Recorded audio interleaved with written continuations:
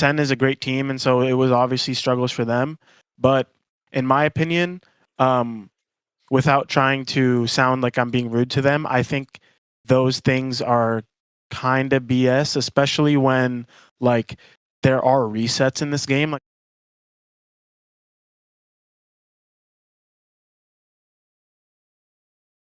Hey guys, this is Pedro back with another interview, this time covering Media Day for VCT Americas Stage 1 2025. For the stage, I'm here accompanied by valyn, the IGL G2 Esports, coming off of their appearance in Masters Bangkok, and then looking to reach, at the very least, that same mark in Masters Toronto in a few months' time. So, valyn, gotta give my thanks to you for another interview for this season. This time we're talking after the end of kickoff, after Masters, after finishing second place in said competition. I do remember, very fond, well, not really fondly, but mostly just remembering the recent press conference you guys had with the media after losing the finals. I mean, obviously, the pretty tough way to see you be in that state, but roughly we're a few weeks on from that moment.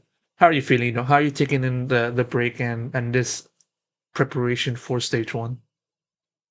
yeah, I think most of the things of what I said during that press conference loss, I still uh, kind of carried it with me throughout this like rest time. Like, yeah, you're gonna lose some, and I just kind of learned to accept that. I think sometimes teams or players like crumble mentally after a loss like that, and I saw some like online comments saying stuff like that too. But we're competitors at the end of the day, and so I've just been taking some much needed time off just to kind of ease the mental, relax a little bit, and prepare myself to get back to things because when we practice, when we prepare to win stage one, when we prepare to go back to Toronto, it's very, uh, you know, intentional work, very hard work, and so you got to find those breaks in between. I went and just I hung out with some of my friends I haven't seen in a long time back home, just for the weekend. Like I took a flight, and it kind of just made me realize the position I'm in again. Like I reconnected with some of my old boys, uh, and kind of just getting away from Valorant for a little bit just like recentered me for everything. So I'm excited. I'm just using that loss as a lot of lessons to learn, and honestly, a lot of life ones about losing because that was very emotional. Right? It's more than just mistakes inside of the game. It's not just like, oh, you've auto review it and you're done. Like, oh, you're fine. It's like you really gotta take that, like what you felt that day, and move on and kind of grow from it, make it a part of you, in that sense. So, yeah, I mean, I would say I'm doing all that, and right now I'm just very ready to get back into practice. We started yesterday. We're looking good still, like practicing the new maps, and really just can't wait to play again. I mean, yeah, like obviously, like given how you do things in your own way. I mean, at this point, having talking to you so many times, I kind of feel like that's expected for you to do, and it's also like a very great to see you just sort of be back in square one and getting ready to tackle this upcoming season. Nevertheless, like people kind of looked at that your kind of reset in an astounding way because like not many people would be able to be an IGL for a very relatively competitive team, not just in the domestic but also in the international front. Do it at a young age and being able to still have an aura of maturity about it. And so, what I want to ask you, Valen, is sort of how do you kind of look at the sort of perception that people have now towards you? Because, like, nowadays we have more and more people having a closer look onto how you do things. And so, how do you look at that? How do you kind of like reflect off of that? And how would you then kind of like compare this to like past uh, results on the international scene, like Reykjavik 2022, um, Shanghai 2024, Champions 2024? How do you kind of like look at those two different topics? Yeah, it's interesting you asked that question because I was actually just talking to this with one of my friends like over the weekend. Like nowadays, I feel like the perception on me has changed a lot. Like uh, before, I was just known as like a kind of like a young IGL, like just doing my thing, like getting mediocre results. But no one really, I felt like not many people knew who I was, and so just now being in more opportunities with more attention, like being in a grand finals, right? I think people are starting to see more about me and my team, and so Yeah, honestly, I think it's kind of cool to be like recognized for those things because it's something that I do try to work on, and like Josh is kind of like a mentor for me in that. Like I don't tell him this often, but like if you watch this, like I take a lot of the lessons from him, just because he's like older, wiser, and he put kind of instills this on the team. But I always take and run with it, like when he says those things. So I'm kind of like, I am myself, but I also like realize things and improve on things from him. So shout out to Josh, and yeah, I kind of like being in this role that way because I think having that like respect as an IGL also helps me lead people.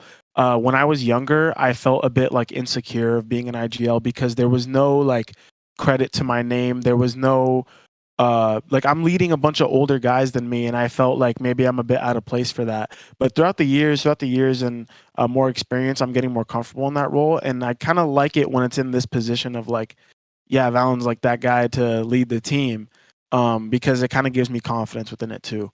That you know, so yeah, and then kind of like the end of your question about like relating it back to the old internationals, I think obviously it's much improvement, right? Like we've been shown to get better every single time. I mean, even dating back all the way to the guard, right? Like we go 0-2 in playoffs, win no games, into eventually getting a couple wins internationally, into a top 3 at Shanghai, making champs, and then now we got to the grand final. And so if I go off the trajectory, it seems like we're primed to win one eventually. And I'm not going to say it's the next one because things happen and it's Valorant. But I think with this group of guys, as long as we continue to do all the things we've been preaching forever, that everyone knows that we talk about, we'll get our flowers.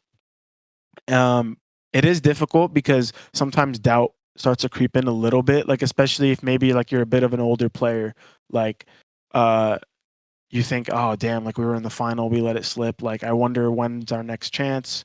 Like you have confidence that you'll have another chance, but you don't know when, and sometimes that's like a bit scary. Um, but I think right now, like our team's in a really good mental that we know we're going to get back to the grand final stage, and so we're just taking the experience and everything, and just trying to, eventually make it. So, uh, yeah, that's basically it. No, no, yeah, most definitely, and like, um, one topic that was like brought up,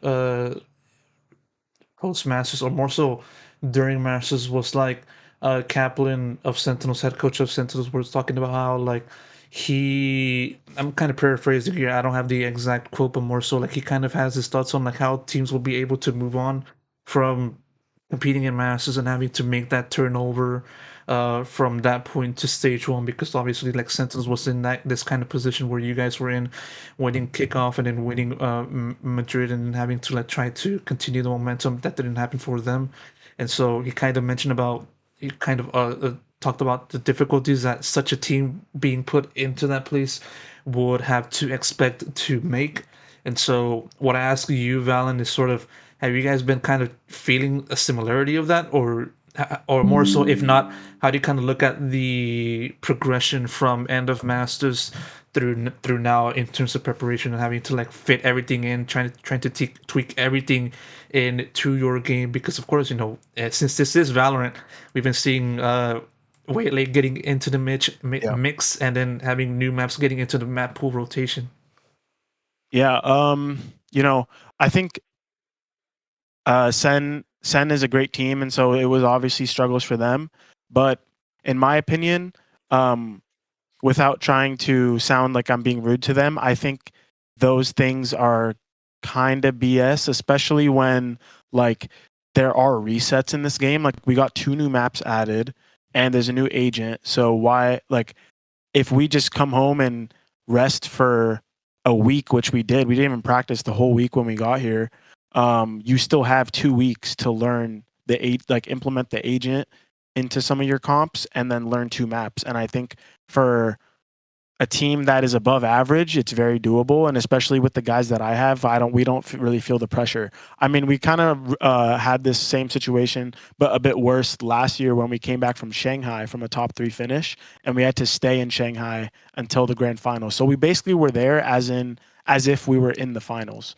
We come back home, and that's when like ISO got a huge buff. Like it was that patch where a lot of things kind of looked different in Valorant. And so we have like a week and a half to prepare for Cloud9, who's gunning for our heads for sure. They need that match win, and that's like a bit more pressuring than this, honestly. Right now there is more time. I know Riot extended the calendar year, so there is more of this break time in between to prepare, or take rest, whatever you need. And so I think we're gonna be able to do it. Like again, we've shown to do it in the past in worse situations, worse circumstances. So I have confidence we can do it again.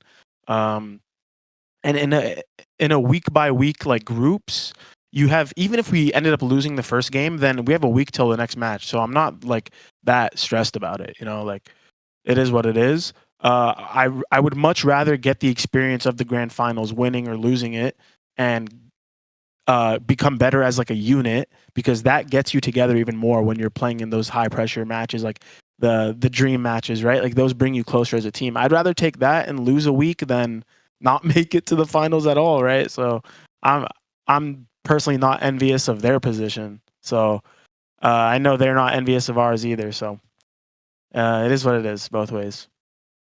The very at least, it's just a matter of just walking the walk and just having to like focus on that, focusing on your own lane, and then having to face whatever obstacles that you have in front of you, and then going from there, from the start all the way into the finish. And Mhm. obviously, I know you for a good amount of time, so obviously I'm kind of expecting for you guys to do Mhm. exactly that. And of course, Thank you. surpassing that mark, and then some. And so, Valen, I wish I could talk to you more, but I'm getting the voices in my head telling me to wrap up. Sorry, bro. So I'm gonna have to do exactly that. Still, though, gotta give my thanks to you for the conversation, the interview, and of course, best of luck goes to yourself and the rest of the team in stage one. Thank you, Pedro. Take care. Thanks. You too, man. Have a good rest of your day.